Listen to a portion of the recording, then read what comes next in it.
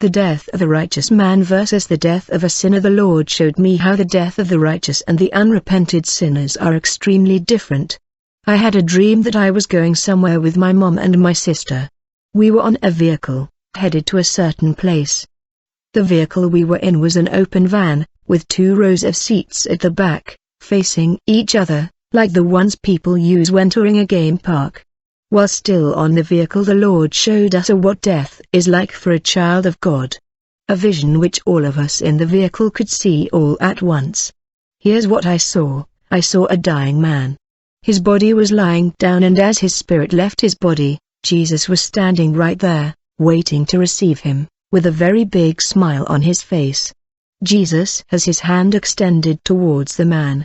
God also showed me that in heaven, there's a song the angels sing about the death of God's children. This is the song the angels were singing: Happy is the day of the death of the righteous, for the Lord rejoices at the death of the righteous. Happy is the day of the death of the righteous, for the Lord rejoices at the death of the righteous. A group of angels were rejoicing and dancing as they sung this song. After this vision, we were all so excited, and we all said, "Why then do we even fear to die? Why don't we want to die when there's so much joy waiting for us?"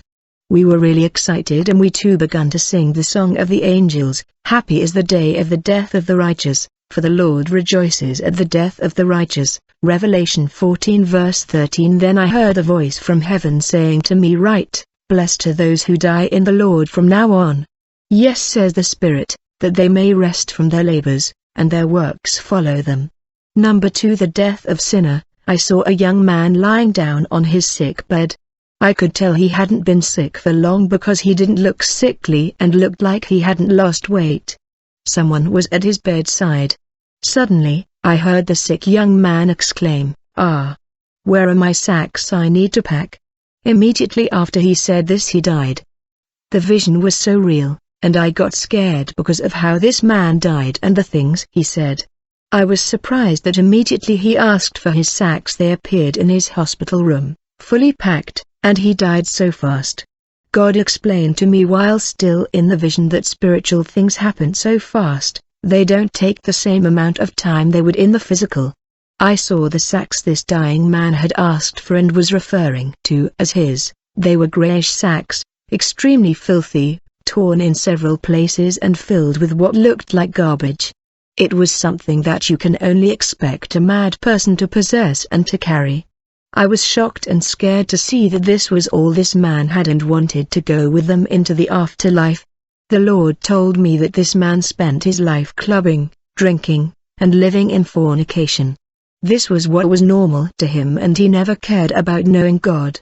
The Lord told me, he is packing in filthy torn sacks because he is going to hell. Each person on earth is a traveler headed somewhere. What you pack in is determined by where your destination. If you are headed to heaven, you can pack in beautiful bags and suitcases, but if you are headed for hell, all you have are filthy sacks. I understood that what the Lord said was symbolic. The filthy sacks filled with garbage were his works on earth. He went with them even in death, and that was all he had.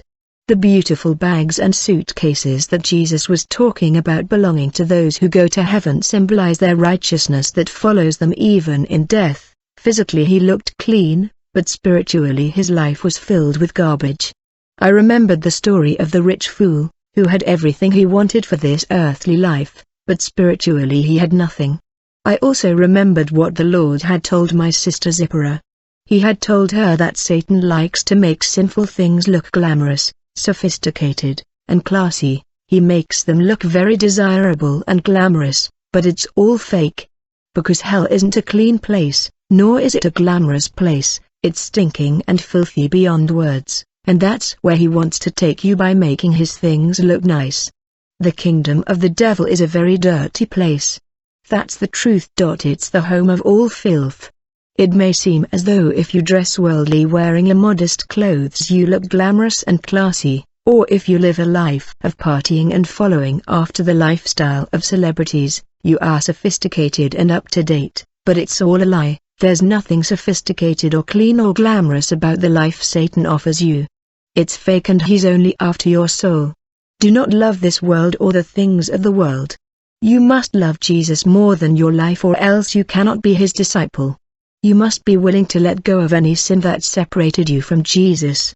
Stop that sin, then start praying, and Jesus will give you strength to overcome. Your strength to overcome only comes from Jesus Christ. Matthew 6 verse 19-22. Lay not up for yourselves treasures upon earth, where moth and rust doth corrupt, and where thieves break through and steal, but lay up for yourselves treasures in heaven, where neither moth nor rust doth corrupt, and where thieves do not break through nor steal, for where your treasure is, there will your heart be also. Philippians 3 verse 19. Inches whose end is destruction, whose God is their belly, and whose glory is in their shame, who mind earthly things. Romans 8 verse 6-10. For to be carnally minded is death, but to be spiritually minded is life and peace. Because the carnal mind is enmity against God, for it is not subject to the law of God, neither indeed can it be. So then they that are in the flesh cannot please God.